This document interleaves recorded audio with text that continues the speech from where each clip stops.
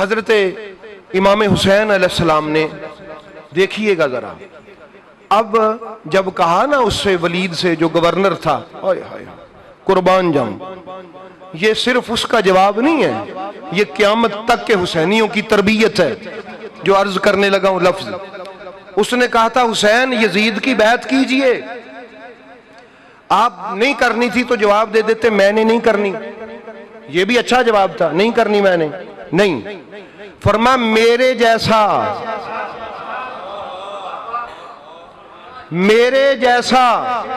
اس جیسے کی بیعت نہیں کرتا۔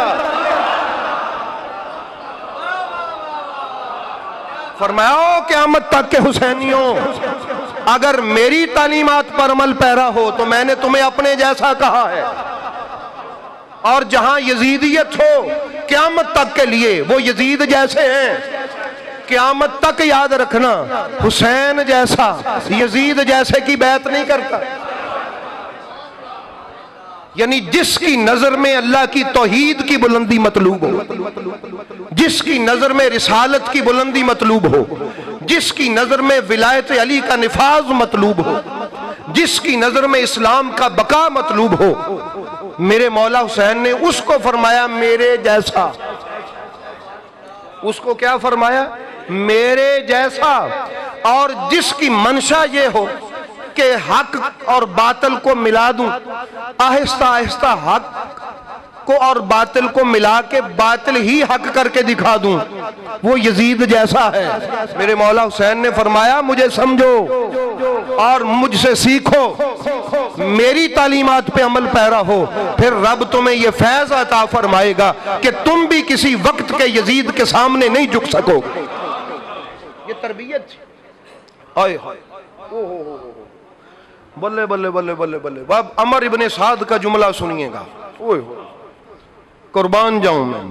عمر ابن سعد نے عبید اللہ ابن زیاد بدنہاد حرامی خبیث اس کو خط لکھا، عمر ابن سعد نے، اس نے لکھا حسین بیعت کے لیے تیار نہیں، الفاظ کیا لکھے؟ اِنَّ بَيْنَ جَنْبَيْهِ نَفْسَ أَبِيهِ۔ ترجمہ کر دیتا ہوں، میں ذرا اس کا ذوق لے لوں، بہت بڑی بات اس نے لکھی۔ اس نے کہا حسین کے دونوں پہلوؤں کے درمیان اس کے باپ کا دل ہے،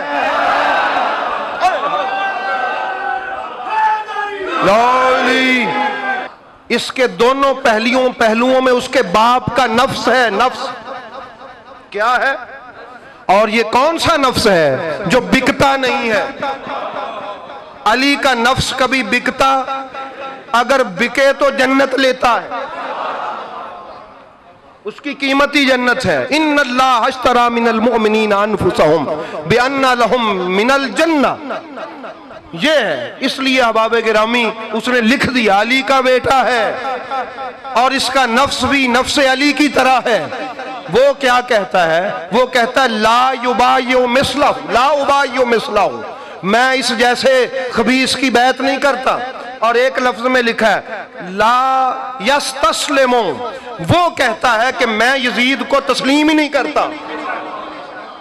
اس نے خط لکھا، یہ عبارت موجود ہے مختلف الفاظ میں کہ وہ کہتا ہے لا یبایع، وہ نہیں بیعت کرتا، وہ کہتا ہے مثلہ یزید جیسے کی، یزید کی۔ اس کی کیا اوقات ہے کہ علی کا بیٹا، اس کی رسول کا بیٹا اس کی بیعت کرے اور یا پھر اس کو تسلیم کر لے۔ قربان جاؤں۔ اس لیے احباب گرامی دیکھنا یہ ہوگا کہ میرے مولا حسین علیہ السلام کے کربلا کے اسباب کیا ہیں۔ کسی نے سادہ سا لکھ دیا وہ جی امر بالمعروف اور نہیں عن المنکر، چونکہ مولا حسین نے خود بھی فرمایا ہے کہ میں خرجت لطالب الاصلاح امت جدی، کہ میں اپنے نانا جان کی امت کی اصلاح کے لیے نکلا ہوں، ان آمر بالمعروف و انہا عن المنکر، تاکہ میں ان کو نیکیوں کا حکم دوں اور برائیوں سے بچاؤں۔ چونکہ وہ اس لیے نکلے تھے تو بس وہ یہ بتانا چاہتے تھے کہ لوگوں اچھے کام کرو اور برے کاموں سے بچ جاؤ، بس سادہ سی کہانی ہے۔ تو چونکہ یزید کو غصہ لگ گیا تو اس نے ان کو قتل کر دیا۔ نہیں احباب گرامی، دیکھیں بعض مرتبہ ایسے ہوتا ہے کہ بعض گناہ یا بعض ایسی بری باتیں کہ جو انفرادی نقصان رکھتی ہیں. مثلاً کوئی ایک مسلمان نماز نہیں نہ پڑھتا تو اس میں نماز کا کوئی نقصان نہیں ہے، اس کا اپنا نقصان ہے. توجہ سے سنیے گا، پھر آپ کو سمجھ آئے گی کہ اسباب کیا تھے میرے مولا حسین کے قیام کے. بڑا قیمتی جملہ ہے، بلکہ آپ سمجھئے سمری ہے میری ساری گفتگو کی، خلاصہ ہے، نچوڑ ہے. کوئی شخص نماز نہیں پڑھتا، اس میں نماز کا کوئی نقصان ہے. کوئی روزہ نہیں رکھتا، روزے کا کوئی نقصان. حج فرض ہے، وہ نہیں کرتا تو حج کا کوئی نقصان ہے. اس کا اپنا نقصان ہے. کیا وہ جہنم میں چلا جائے؟ ایسا ہی ہے نا، اس نے چھوڑ دیا، ترک کر دیا. لیکن اگر کوئی ایسا شخص جو ذمہ دار ہو، جو نمائندہ ہو، جو نظر آ رہا ہو سب اپنوں اور پرایوں کو، وہ کہے کہ نماز نہیں ہے، پھر یہ اس کا نقصان نہیں ہے، یہ نماز کا نقصان ہے. مسئلہ شاید سمجھے نہیں آپ. یزید سارے مسلمانوں کا نمائندہ تھا،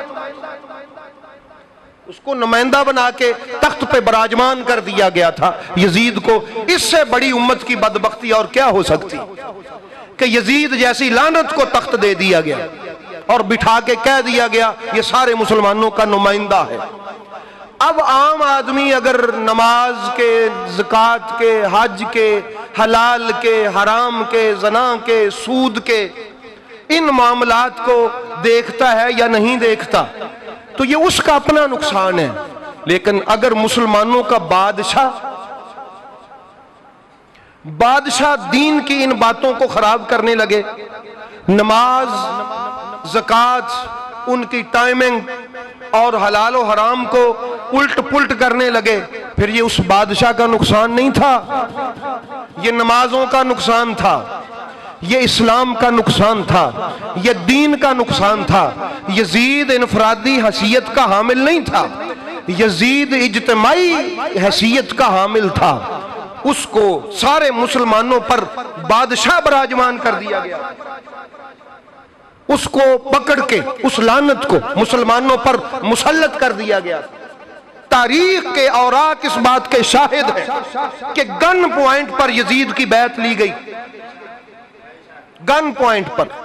یہ میں نہیں کہہ رہا، یہ میں حوصلے سے اس لیے کہہ رہا ہوں، اگر کسی کو خارش ہو تو اس کو دکھا سکتا ہوں. گن پوائنٹ پہ صحابہ سے یزید کی بیعت لی گئی کہ اس کو مان لو. ایسے اس کو تخت پہ بٹھا دیا گیا. وہ جی یزید کا ہی قصور ہے، اس سے پیچھے تو کسی کا بھی قصور نہیں ہے. احباب گرامی یاد رکھ لیں، اس لیے میں کہتا ہوں کربلا کو سمجھنے کے لیے پیچھے جائیں ذرا، صرف 10 محرم کو نہ دیکھیں. گن پوائنٹ پر لوگوں سے یزید کی بیعت لی گئی، ان کو بلیک میل کیا گیا، ان کو قتل کی دھمکیاں دی گئیں یا پھر مال پھینکا گیا. جو بھی طریقہ ہو سکتا تھا یزید کو بادشاہ بنا دیا گیا. اب یزید جب تخت پہ بیٹھ گیا، پھر میرے مولا حسین علیہ السلام نے بصرہ میں جو خط لکھا اس کا مضمون آپ پڑھ سکتے ہیں. امام حسین علیہ السلام نے جب حضرت مسلم کو روانہ کیا تو بصرہ کے لوگوں کو بھی خط لکھا. اس میں آپ نے فرمایا ایک شرابی، ایک حرامی، ایک زنا کرنے والا، حلال کو حرام اور حرام کو حلال کرنے والا تخت پہ براجمان ہو گیا ہے. حسین یہ برداشت نہیں کر سکتا. یہ اس کا نقصان نہیں ہے، یہ اسلام کا نقصان ہے. احباب گرامی یزید چاہتا تھا کہ ان حرام چیزوں کی آمیزش اسلام میں کر دے. لوگ زنا کو بھی اسلام سمجھیں، لوگ حرام رشتوں کے ساتھ نکاح کرنے کو بھی اسلام سمجھیں، لوگ شراب کو بھی اسلام سمجھیں، لوگ اس بدکاریوں کو بھی اسلام سمجھیں. اب آپ مجھے بتائیں کہ کیا آج اس گئے گزرے دور میں بھی شراب پینے کو کوئی اسلام سے ملا سکتا ہے؟ زنا کو، بدکاری کو نہیں نہ ملا سکتا. تو سمجھ لو انقلاب حسین لے آیا ہے. لے آیا ہے حسین انقلاب، یہ حسینی انقلاب تھا کہ یزید تو کیا سمجھتا ہے، تجھے یہ مان ہے کہ تو آج تخت کی طاقت رکھتا ہے، تیرے پاس وسائل ہیں، تیرے پاس ذرائع ہیں، تیرے پاس آج طاقت ہے، فوج ہے، تو نہیں جانتا میں کون ہوں؟ میں رسول کا بیٹا ہوں اور کل نبیوں کا اثاثہ ہوں، سارے نبیوں کی تعلیمات کا وارث ہوں۔ احباب گرامی، میرے مولا حسین نے پھر قیام فرمایا، حق کو علیحدہ کر دیا، باطل کو علیحدہ کر دیا۔ یہ اسباب تھے قیام امام حسین کے۔ کوئی مسئلہ سمجھ آ گیا؟ یہ ایکسیڈنٹ نہیں تھا۔ میرے مولا حسین علیہ السلام، پھر میں کیا کہوں، بہت ساری باتیں ایسی ہوتی ہیں، میرے مولا حسین کی کیا مثال میں عرض کروں۔ اگر کوئی نکلا تو پھر وہ علی کا بیٹا نکلا، سیدہ زہرا کا بیٹا نکلا۔ محسوس کیا نا احباب گرامی، بڑا قیمتی جملہ آپ کے میں جولی میں دینے لگا ہوں، توجہ ہے بھئی؟ آپ تیار ہیں نا اس کے لیے سارے احباب؟ اب مشورے آ رہے تھے عزیز و اقارب سے بھی، اصحاب سے بھی، مکے والے لوگوں سے بھی، مدینے والوں سے بھی، دیگر اطراف سے بھی، حسین نہ جائیے، حسین نہ جائیے، نہ جائیے۔ کیوں؟